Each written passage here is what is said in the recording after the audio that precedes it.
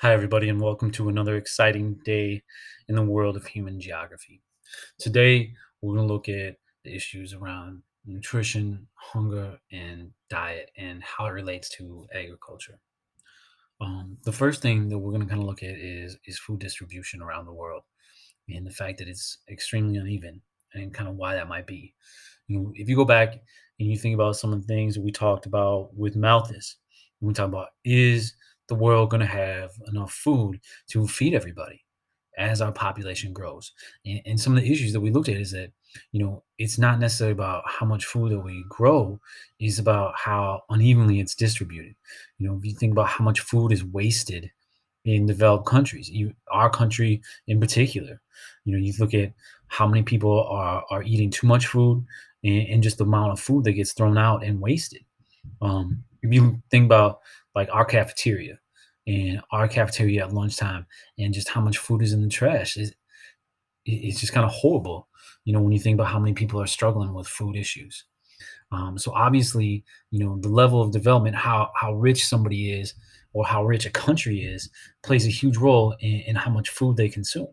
The more money you have, the more food you can buy, the more food you're probably going to consume. But it's not just about money. You can look at the land, right? If your land can't grow food, then you're probably not going to consume a lot of it. If you can't grow food on your land, you're going to have to pay to bring that food in from somewhere else, and that food's going to be more expensive, so you're not going to be able to afford as much of it. There's also cultural preferences, like if you think to your personal culture project, and depending on what your cultural backgrounds are, there's a lot of different issues surrounding food and the types of foods you eat, and what cultural norms are surrounding how much food that you eat. So there's a lot of things that play a role in how much food we consume. But the amount of food that you consume, it kind of equates to this dietary energy consumption, which again is the amount of food that individuals consume. Most humans get their calories from grains, corn, wheat, rice, all over the world. These are the first crops that we started farming, and they're the crops that we still get most of our energy from today, most of our calories from today. In the United States, we eat a lot of corn, and you may not even realize how much corn you're eating. I don't know if you ever look at the back of the food that you eat and realize that you can't even pronounce most of the things that you eat, much less tell me what that is. But a lot of those things, which I mean, stop and think about that, is kind of messed up. But a lot of those things that you can't pronounce are actually, some type of corn byproduct. On the flip side, you have overconsumption, which means your dietary energy consumption is continuously over the recommended daily amount. You're consuming more than you need. And the dietary regulatory amount, I've seen it anywhere from 2,000 calories a day to 3,000, 3,300 calories a day. But regardless, the US is way over that. We're at 3,800 calories per day. And that's average. So that means that's including all these people in the United States that aren't getting enough food to eat and who are struggling with food. So if you throw in all those people that aren't getting enough to eat, that are bringing those numbers down, you can see just how much food, how many calories we're consuming. And that's why obesity is such an issue in the United States, and it's more prevalent in countries that are more developed, that have more money. Obviously, you got a bunch of money to spend on food, you're more likely to eat food, and some people just take it too far. Here you can kind of see a map of how many calories people are consuming in each of the different countries around the world. Obviously, we're right at the top. We're right at the top. But it is kind of interesting to see, just where other countries are at. And these are averages, right? These are averages. But you can see that there's a lot of countries where the number of calories that they're taking in is not much, right? It's not much. It's definitely not enough to live a healthy life, right? A healthy life. In the United States, here it is. You can see just these obesity rates. In Minnesota, we're not too bad. We're not too bad in Minnesota. Um, there's a lot of places where obesity is much more prevalent, upwards of 35, 45%. And that means 1 in 3 people are obese, which is insane. And Economics plays a lot into it, like we talked about. Culture plays a lot into it, but there's also those environmental factors. If you look at where a lot of people are obese, a lot of that's in the South. And there's some cultural things around that. But if you've ever been to the South, the deep South, in summertime, you'll know that it's hot. It's hot. It's humid, and then you want to go outside, you want to get some exercise, you want to play some basketball, you want to go for a run, whatever you want to do. You know, all of a sudden you're out there, you playing for a couple minutes and you're drenched. You're soaking and you don't really feel like keep going and you feel like just get inside, get in some air conditioning. Well, if you just sitting inside all day, you're not getting that exercise. You're not burning those calories. You don't burn those calories, all of a sudden it don't take long. It don't take long. On top of that, just like the type of food that we eat, we eat a lot of meat. We eat a lot of meat, and that's high in calories. So we're consuming all these high calorie, foods at a high rate. Well, that's going to lead to obesity. You can see just the United States is pretty much at the top when it comes to how much meat we eat. The flip side is underconsumption and undernourishment. And this is when the dietary energy consumption is continuously below the minimum to live well. And the average in developing countries is almost 1,000 calories under what's recommended. And 1 in 4 people in sub-Saharan Africa are undernourished, which is obviously horrible and very sad.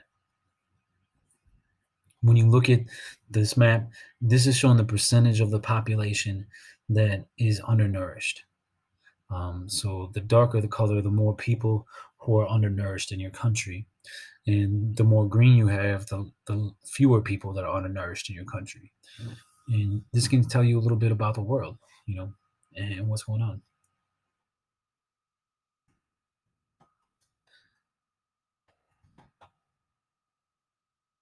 Um, as far as statistics go, 25,000 people die every day from hunger and hunger related issues. And more than 60% of chronically hungry people are women. And you may be asking yourself, why is it that 60% of women are making up that chronically hungry thing? Women tend to give their food to their kids. If they don't have a lot to eat, they're going to give it to their kid. And unfortunately, gentlemen, we are not that. We're not that giving. Maybe you are. I'm just saying globally. There are about 1 billion people in the world today living on less than $1 a day. I'm not. Sometimes I think some of you guys in sixth grade did that thing where you tried to live off $1 a day. Some of you didn't. I don't know how many of you did, but there used to be some project where you would try to live off $1 a day. That's ridiculous. Like, I don't know if you think about just $1 a day. How much are your clothes worth? How much are your shoes, your headphones? You know, that's not $1 a day, right? Like, what is $1 a day really going to get? Think about the energy, the gas you drive around in the car. Turn on the electricity. You flip a switch.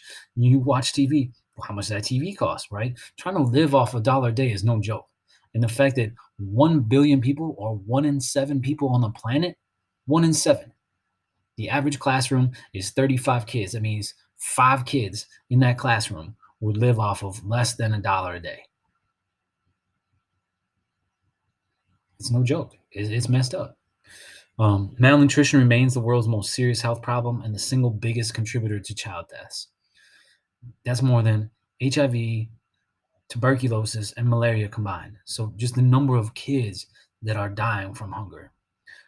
In Africa, there were some statistics that said a child dies every 30 seconds. Every 30 seconds. Now, not all those deaths are from malnutrition, but many, many, many of them are. And that's not how you want to go. Like, nobody wants anyone to die, right? But if you think about not being able to feed your kids, if you think about not having the food that you need to eat, these are horrible numbers. These are horrible realities that many, many people in the world are living with. If you can look at the amount or the percentage of their income spent on food, and if you think about the fact that if 40% or more of your income is spent on food, And you look at like this isn't talking about like, oh, all these rich people are spending all their money on food and becoming obese. No, it's poor people not having any money, and what little money they have to try and spend on food. Right? United States, most obese country on the planet, they're not up there at the top. They're near the bottom because we have money. But if you're poor and you don't have money, all that money's got to go to your food. And if all your money is going to your food, how you gonna how you gonna get a home? How you gonna get a good job? How you gonna get like all these other things that you need to prosper and survive? How you gonna go to college when 40% of your income is spent on food? And if you're poor and you spend all this money on food, how you gonna get out of poverty? How you gonna get the education you need? How you gonna get the transportation to get yourself to some place where you can have a better job and make a better life, right? So if you're poor and you spend all this money on food, it doesn't just affect your food; it affects your life in all the aspects and your future. Um, Struggle to keep food production ahead of population growth in Africa is real. If you think way back, we watched that video with this Swedish dude, and he was talking about how do we cut down on population growth, rampant population growth, and he was talking about getting the poorest people to be less poor, that way they're not having as many babies. Well, people in the Sahel region, right below the Sahara Desert, struggled the most with food. And, you know, these issues make it over into every other aspect of their life. And you think about what is the Sahara known for? Well, that's a desert. So obviously, if you're living in a desert, there's going to be some food issues. It's also a vicious cycle, right?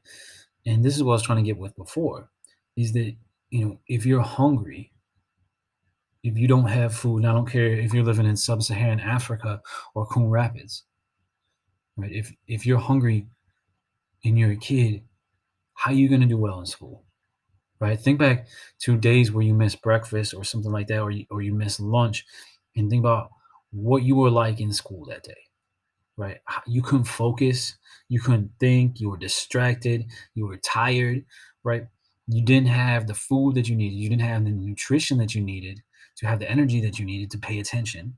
So then you didn't pay attention. So then you didn't do well in school. Your body's also doesn't have the nutrients it needs. So your immune system is weaker, which means you're going to be more susceptible to sickness, which means you're going to miss more school, which how are you going to do well in school if you keep missing days?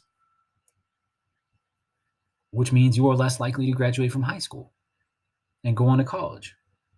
Well, if you don't graduate from high school, what type of job are you gonna get? Right? How much money are you gonna make if you don't even got a high school diploma? Never mind that. If all you have is a high school diploma, I'm not talking like trade degrees or anything like that, but all you got is a high school diploma, what kind of job are you gonna get? How are you gonna make money? And if you don't have any money, how are you gonna buy food? Right? If this happens, then 20 years from now, they're much less likely to be able to earn enough to feed their family. So then these people who didn't get enough food as kids, and because they didn't get enough food as kids, because of poverty, don't get a good education because they can't focus, right? They can't focus in school. And then they can't get a good job because they don't have the grades for it. And then they go out and have kids, and the kids are in the same spot. There's a video here. You can watch that from Farm to Trash. It, it's an interesting look at things, but we don't really have time for it. You can click on it now if you want to and watch it. There's a couple other things I wanted to cover real quick here, and that's the difference between real food and processed food. I hinted on this a little bit before, the fact that you know all too often most of us don't even know what we're eating. You may be, oh, I'm eating chips, I'm drinking a soda, or I'm drinking an energy drink. Okay, you drinking an energy drink. What are you really drinking? What's in that energy drink? You can look in the bag. I guarantee you don't know what those things are, right? And that's that's an interesting situation right there, right? If you don't know what you're putting into your body, is that a good thing, right? And if you're eating an apple, I think most of us realize we're eating an apple, right? If you're eating like a turkey sandwich, I'm eating some bread, I'm eating some meat, I mean, some cheese, whatever it may be. Like, we know what real food is. Real food is 100% natural, right? That's the banana, that's the turkey. And these give your these calories that you get from this give your body energy. It is food in its purest state. It's not altered. It's not altered. And because of that, they're high in nutritional value. On the flip side, you have processed foods that contain additives. They contain salt, they contain sugar, they can turn all types of things for color, red dyes, yellow dyes. You know, you look at all these crazy things that people put into food nowadays, it's pretty messed up. And because they have all these additives and people are adding all these things to this food, there's higher amounts of fat, there's higher amounts of sodium or salt, and these things aren't grown on a tree, right? You ain't gonna find no Doritos growing on a tree. They're made in a factory. And the calories that you get from these food, not only are they high in calorie, they're not going to give you any energy, and there's very little nutritional value. um, think about last time you went and you ate fast food, right? You went, you got a couple things at Taco Bell, a couple things off dollar menu, whatever it may be. Did you feel like when you got done eating that, did you want to go run the mile? Did you want to go, play sports? No, man. You want to go sit on the couch. You want to lay down. I, I'm no different. I'm not trying to tell you that I'm like better than you or I'm eating something different than you. I eat the same thing. That's why I know how it feels. And when I'm done, man, I just want to go take a nap. I want to lay down and watch some TV. So not only are you not eating well, not only are you eating these foods that are high in calories, these calories aren't giving you any energy, and they're actually weighing you down so you don't get the exercise you need to burn these high calorie foods that you're eating. Um, Research also shows that artificial flavors and colors and additives may cause things like ADD and ADHD. A lot of people suffer from migraines and headaches. They get rashes from this type of food. There's way more food allergies out there now. There's all kinds of crazy stuff being linked to these processed foods. I like this. You know, if you look down on the bottom right of your screen, you see a watermelon on day one and what that watermelon looks like 80 days later. Okay? It's like 2.5 months later, you can't even tell that that used to be a watermelon. But you go to McDonald's, you get some McDonald's French fries, you get that burger. 180 days later, 6 months later, you can't tell the difference between a McDonald's food that's been sitting out for 6 months and McDonald's food that's brand new. That should scare you, right? What are you putting in that food to make it last like that? What are you putting in that food to make it look like that for that long? And then whatever that is that they're putting in that food, you put into you when you eat it.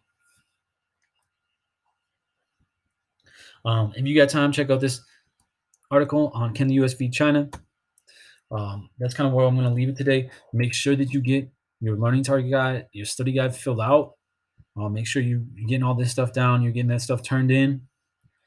We got a really cool project coming up, working in all this information. I'm excited for it. It's one of my favorite projects on the year. We're obviously going to have to tweak it a little bit, this distance learning thing, but I hope you like it. Um, I hope you're all doing well. I hope you're staying healthy. I hope you're staying safe. And, we miss you. We miss you. And be good. And we'll see you when we can. If you have any questions, let us know. There's a brief Google form quiz after this. Take it so we know you were here today, and have a good day.